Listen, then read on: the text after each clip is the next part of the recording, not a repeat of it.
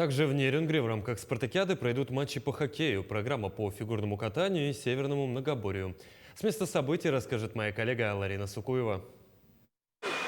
Приветствую, коллеги! Я сейчас нахожусь на крытом катке Нерюнгри, где хоккейные команды открывают первый соревновательный день 5-й спартакиады по зимним видам спорта Якутии.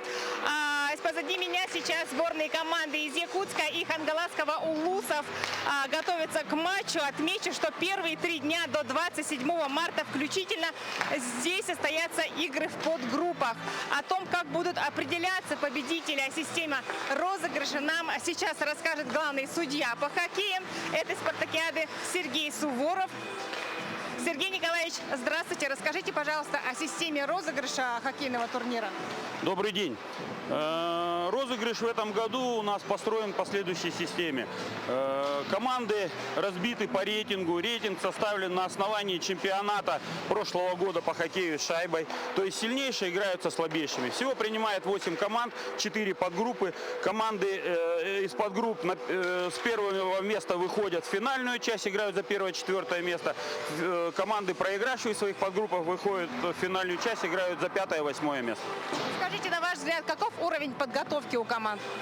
Ну, уровень подготовки у команд разный. На это влияют субъективные и объективные факторы. В промышленных районах хоккей развит больше, потому что он здесь намного дольше развивается, там несколько десятилетий. В других районах хоккей развивается, наверное, первое десятилетие. Но с каждым годом уровень повышается и повышается. И принимают участие все больше и больше команд.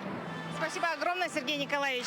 А я, как вам уже говорила, что в первые 3 дня здесь будут проходить игры в подгруппах. Но я уверена, что зрители ждут хоккейные встречи среди традиционно лидирующих команд. И я сейчас хочу поговорить с представителем одной из такой команды. Здравствуйте, Яков. Как ваш боевой настрой? Да, настрой боевой.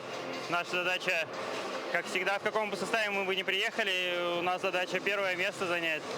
Мы будем стараться, игры покажут. Игру с какой командой вы ждете больше всего? Ну, по жребию так получилось, что мы в полуфинале, скорее всего, встретимся с командой Мирного района.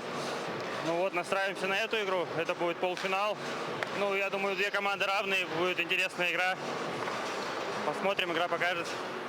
Спасибо вам, удачи! Ну а мы вместе с игроками, зрителями и болельщиками также с нетерпением ждем финальные встречи хоккейных команд.